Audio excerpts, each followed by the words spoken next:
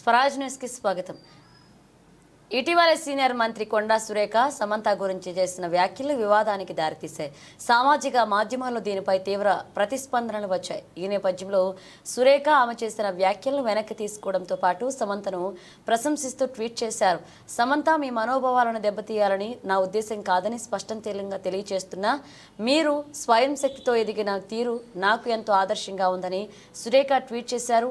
మీరు మనస్తాపానికి గురైతే నేను చేసిన వ్యాఖ్యలను ఉపసంహరించుకుంటున్నాను అని ఆమె పేర్కొన్నారు. మంత్రి చేసిన ఈ ట్వీట్ పై సమాజంలో సానుకూల ప్రతిస్పందనలు వ్యక్తమవుతున్నాయి. కాగా మంత్రి కొండా సురేఖ చేస్తున్న వ్యాఖ్యలపై నటుడు జూనియర్ ఎన్టీఆర్, నాగబాబులు సైతం స్పందిస్తూ మంత్రి హోదాలో అలా మాట్లాడడం సబబు కాదని, ప్రతి ఒక్కరిని గౌరవించాల్సిన బాధ్యత మంత్రికి ఉందని తెలియజేస్తూ ట్వీట్ చేశారు.